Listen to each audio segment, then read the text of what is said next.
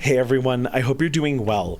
I want to talk about some of the dungeons. In fact, 4 of the dungeons that we're going to be able to play in Mythic Plus. I want to go through my thought process as a healer and as an Evoker main to kind of talk about what pulls here have me nervous, bosses that have me worried, a few things in particular I want to go over, potential strategies and whatnot. I think there's going to be a lot of information here. If you've been kind of sleeping on your practice or not looking through the dungeon journal a bunch, I think a lot of that information will get covered here. So let's dive into it. And I want to start with what I think might be one of the easiest dungeons, Algathar Academy. And the reason I say this is that there's a few spooky bosses, but there's backup strats and ways to manage the bosses that seem pretty viable. I'm only really nervous about this dungeon and like the 20 plus category. I think we'll be clearing 15s here just fine with a little bit of gear. But just to start things off, one of the first moves is Surge and Mana Void. This is mostly because I missed Weaver secondary, but having your mana get sapped in close range kind of sucks. So you don't want to have too much of your mana taken away, but you can just drink. That's not too scary. It's Surge. This move hits pretty hard, and it's only going to hit harder as Fortified and the key level goes up. So that's one to keep your eyes on. Luckily, all of those are CCable. So if you don't have a kick, you can use any of your various knockups or knockbacks to try to stop them. The Arcane Ravager's Rift Breath does quite a bit of damage in a short amount of time. So after it does a dash and it knocks someone up, it actually kind of knocks them to its previous position. They will cast a breath in that direction.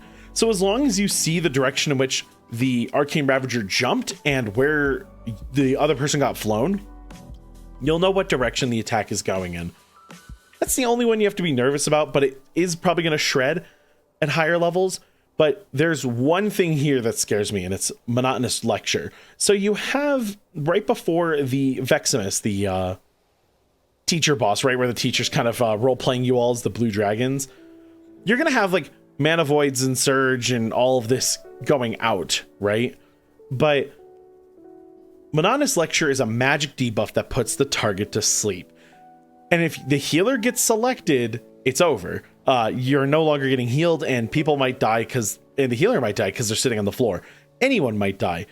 This needs to be CC'd. Over all the other moves going off, Monotonous Lecture, it needs to be the priority.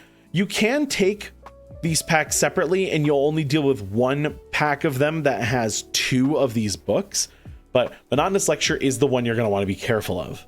As for Veximus themselves, the only things that you really need to be careful about as a player is move the bombs out, the arcane orbs, you're going to want to grab them. At some key level, you might not be able to take 2 immediately, but as a healer, you can at least take 1, dispel yourself, take another one.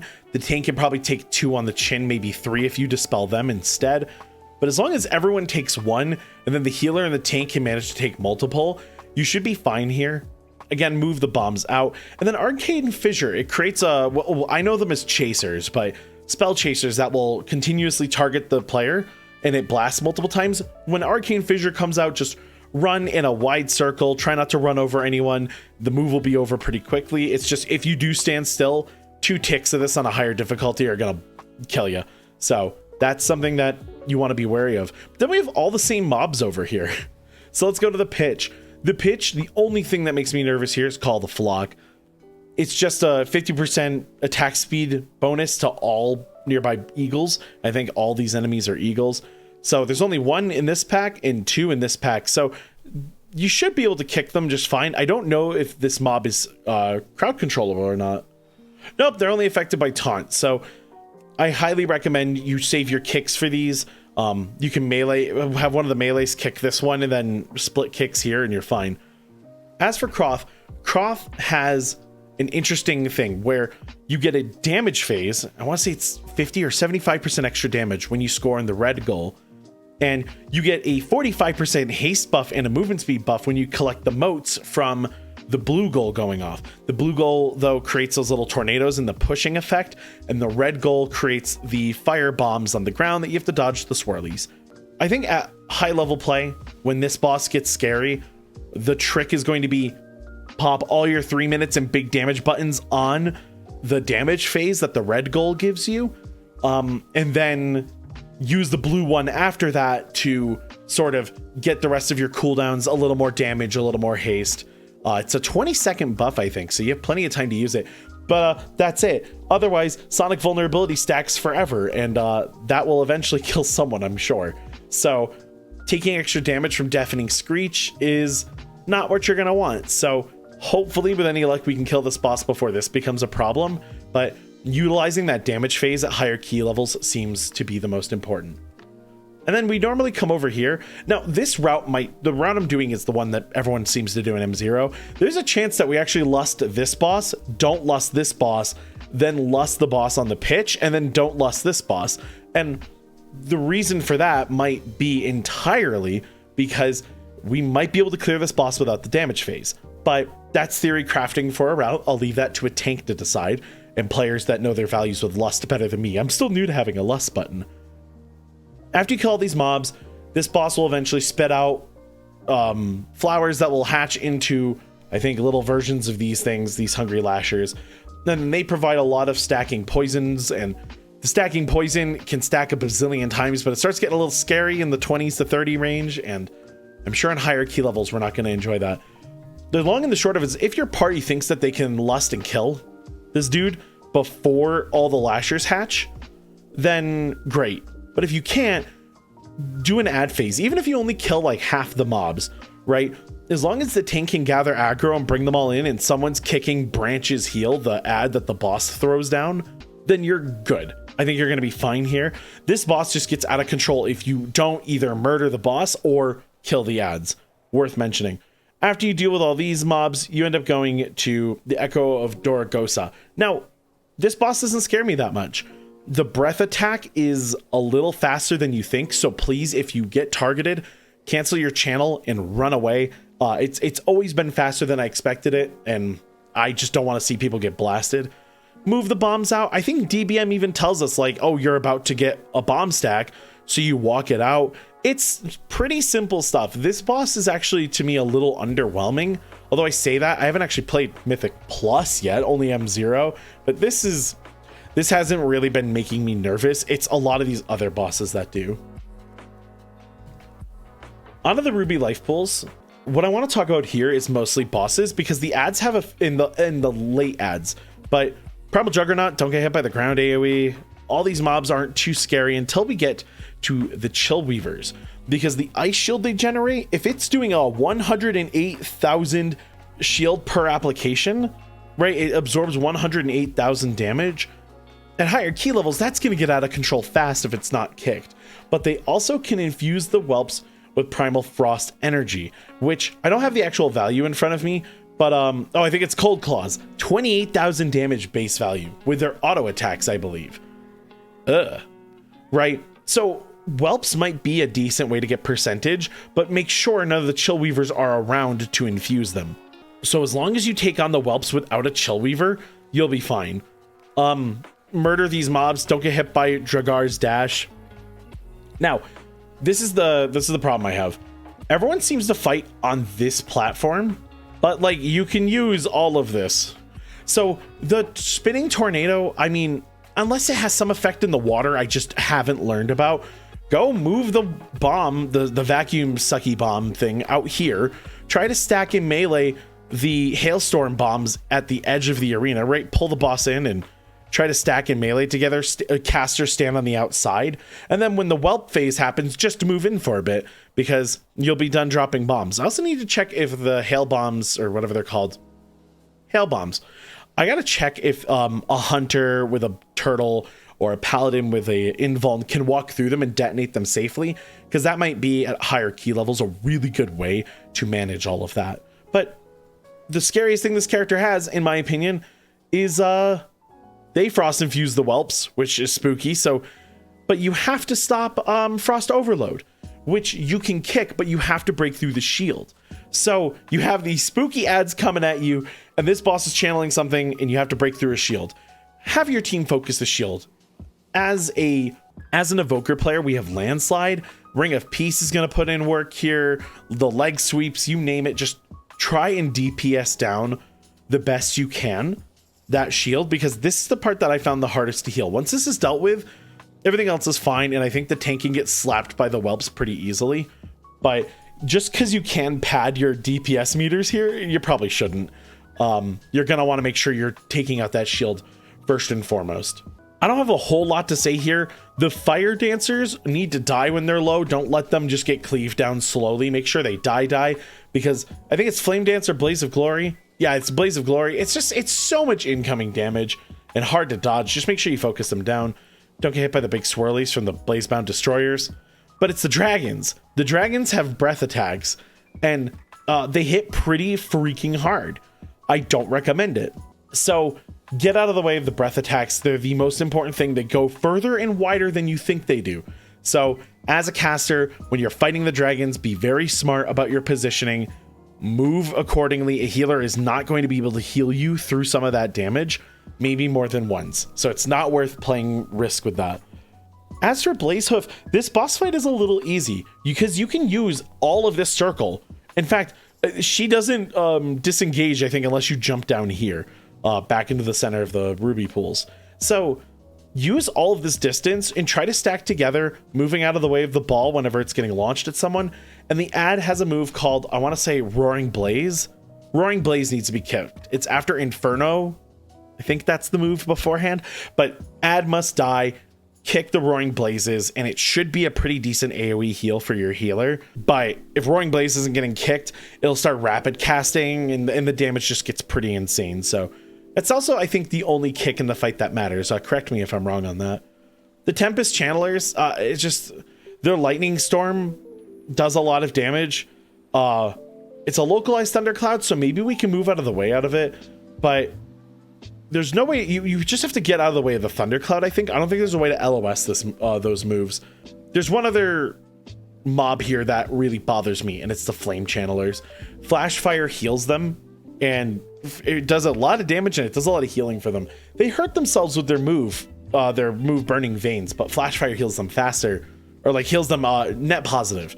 So just kick this at all costs. You cannot CC this mob. Wait a minute.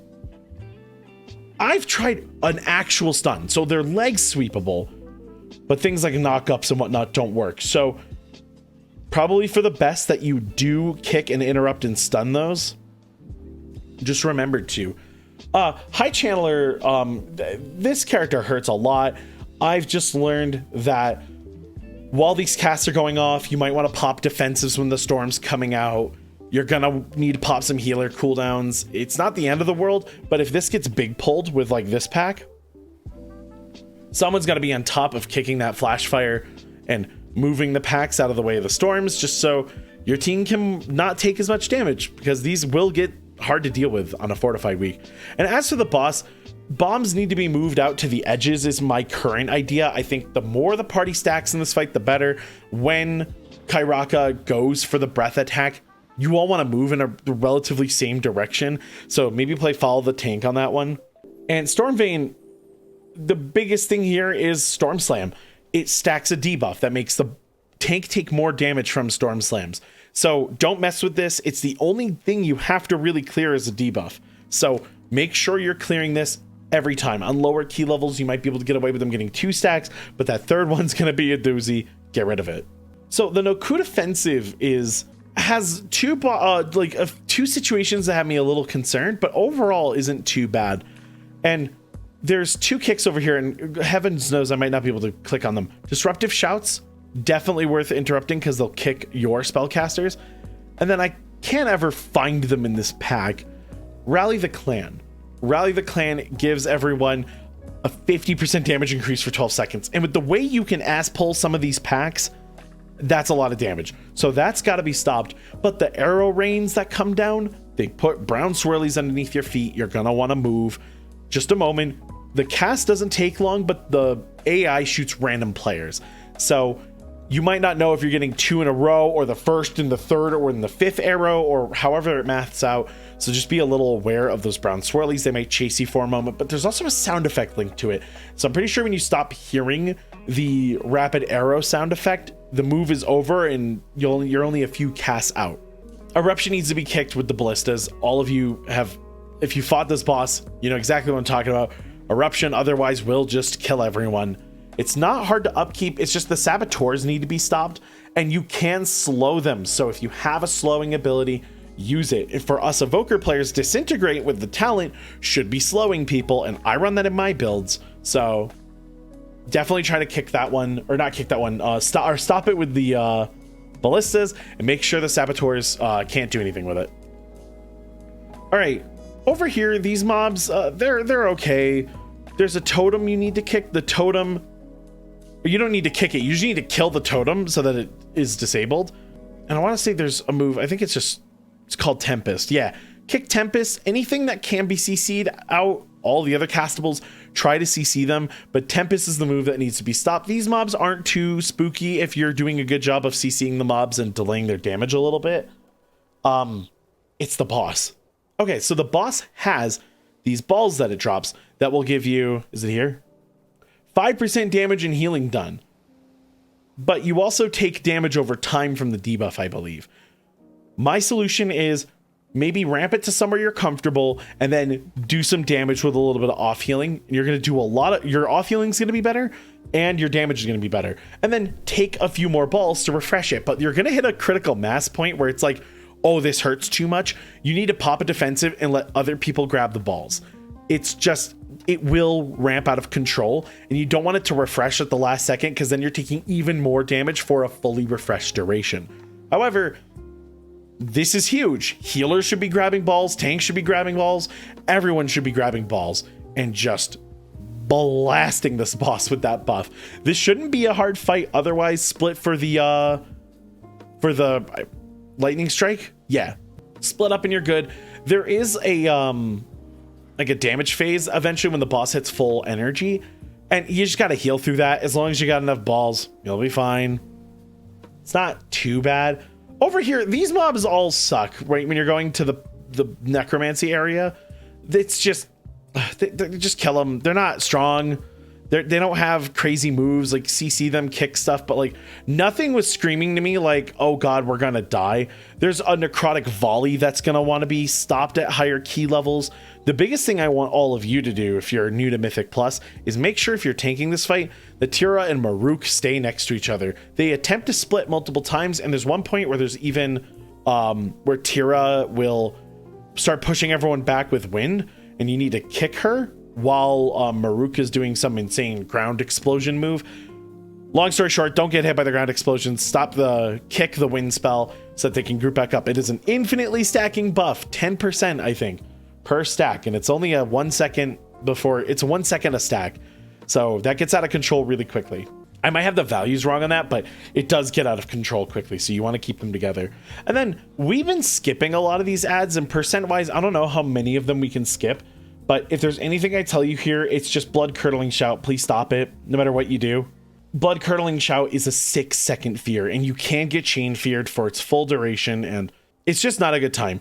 This is one where I'm holding my kick until the last 75-80% of the bar has been completed, and you're in that right before the move goes off, because I want to make sure other people kick it, because with my 40-second kick, it's not so useful, but that's the one. And this final boss, don't get hit, stay decent, you'll be fine. It's the ad phase where pop a defensive if you're grabbing the other ads, but you're going to want your tank to gather them, kick them, so that I think the move they cast is kickable, the ads, but this boss really felt a bit of a pushover. The most amount of damage we took was Conductive Strike, which you're going to want to dispel instantly, and the ad phase. Realistically, I feel like this boss is a bit of a pushover. Now, I'm 100% aware I could eat my words when I'm doing 20s and I'm crying in the club. And feel free to clip this up and make fun of me later for it. If the boss feels like a pushover in M0, then I'm not so worried about them in M+. Although that can totally change. I thought the Sanguine Depths, y'all know the boss, the one that would castigate on someone. Yeah, I thought that boss was a joke early on. Oof. Kind of became my demon. And then Azure Vault. Azure Vault, the biggest thing here at the start are these trees. I think we should route to find percent other places and dodge as many of these trees as possible, because Mystic Vapor stacks out of control. It becomes a really hard amount of damage to heal while you have to kick the erratic growths from the arcane tenders. It's not fun. These mobs are just they turn you into a tree. It's a magic debuff, so basically only healers for the most part can dispel it. It's a bad time. That move needs to be stopped, but while all these other moves need to be stopped, you can knock them up and CC them and all that stuff to help prevent them, but avoiding as many of these as possible is fine. So at the start of the dungeon, sneak in past the whelp, take this pack, take these two, try not to take the whelp. If you do take the whelp, CC lock the whelp, stagger your CC so that the whelp just explodes, and then jump off here, jump down here, and fight the tree and the slimes. Okay, this boss drops a bunch of trees. The trees eventually explode, dealing damage. And the more trees that are down, the more damage the team takes. So the tank can run them over with one of the moves from this boss.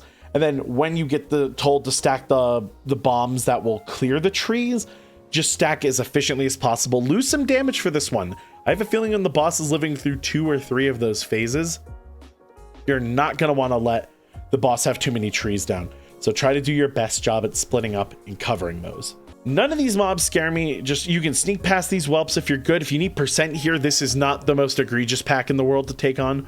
But there's a buff over here that evokers can grab that change, I think, the polymorph circles on the ground. I haven't actually used it successfully yet. Bleh. And I meant to go test it, so that's on my list of things to test. So go grab that evoker buff. There's another book somewhere in this dungeon. I can't remember off the top of my head, but it's I think it's after the next boss. But these things for heavy tome, no, not heavy tome. Forbidden knowledge should be kicked. This is the one that, like, you'll disorient you, and that's a really bad time, and you can lose aggro if you're the tank. This will help the team out, stay in close range, and the melee will do their damage, and the casters will be nice and out of range and not have to move. Easy peasy. You only have to clear. You have to clear as many on here as you need to go down. I can't remember. I think it's all of them. But then on this circle, you only have to clear halfway, and then you can jump over. Okay, so because of percent, I'm not sure how much we need, but I would probably clear this room. And the reason is, during the spin phase for Azure Blade, the dance phase, you have to kill ads. And the safest place to be is on the outer rim of this circle, because you can actually find places where you can stand still for a moment and cast safely. But you're at just such a risk of grabbing any of these mobs, right? So I would say clear the room. Maybe this is where we get our percentage back from, but these mobs on their own aren't terrifying. But as for Azure Blade, when you hear her say, "Me, take care of them," that means that there's going to be a mob or an ad. That ad must be kicked and must be destroyed. It is a lot of outcoming damage. That mother trucker has a cast speed like nothing else I've seen. So you want to make sure you get rid of that quickly and then destroy the ads as fast as possible. As a healer, I want you to do a lot of damage during the dance phase, but the problem is you're going to have to heal people. So just play Ring Around the Rosie, get to people who are hurt. Even as a Mistweaver, you might be stuck there not fist weaving as often as you want to, because there's a lot of damage that comes out. But the faster those ads go down, the faster the dance phase ends. I have not had a single problem with any of these mobs. Like, just don't get body slammed by the frogs using Null Stomp and you're fine. None of these scared me. I think the other book is down here, by the way, somewhere. Or it might be in this corner. I can't remember. But these are where the polymorph glyphs are. You can use them on the ground. I think they're also up above in one of the upper circles. But yeah, feel free to use them here. Just decimate the frogs. These two dudes, I'd move them in here because they can knock you off stage. And then you die down there. And I would rather y'all not die. So just move these two in this little room right here. All right, Grey Wing. Easy enough. The ice circles. You can stack 2 buddies together at lower difficulty levels. At higher levels, I'm curious how much it's going to hurt. But you can stack them up kind of tight and then move. You don't want to stack all 5 because that'll probably destroy some people. But stack them up. But just make sure you're not on the glyphs. I don't recall where they are on this map. But the glyphs that turn into the shielding areas, I think they're on the cardinals. Just make sure the boss isn't dropping the circles in a place where it's tasty to stand on that protective glyph. And if you get targeted by the disintegration ray, just pop a defensive, make your healer's day. It needs to be healed through, and it doesn't happen that often from my understanding. So popping a defensive on that is going to be pretty easy to deal with. Destroy the boss. Going next. All right, this last boss, I want to talk about the debuff, and then I want to ask questions about the debuff. But every time you move, you start getting a gradual slow debuff that stacks all the way to 10 and then makes you incredibly slow. I think it's actually 99% slow. Dispel the tank whenever they get a magical debuff that isn't just the slow, but realistically only move unless you have to in this fight. Just try to stand still as long as you can and kill the crystals when they come out. The ads must die. As a healer, dispel people who are struggling to get to a crystal if you can. But realistically, as an evoker, I'm using my dash a lot to get in position to take out the crystals, because you do have a decent enough cast range that you can dash into a place and you'll be fine. Mass Dispel is probably lovely here as a priest, but overall it sucks. Now, here's the thing. I'm not sure if this was a heroic run and I just got a run confused in my head, but it's a magic buff on this mob that gives you that magical miasma that slows you. I have not had a mage be able to spell steal it, but I swear to God on one of my runs someone purged it, and I don't remember who. In the comment section, if you've tried purging it and you don't think it works, let me know.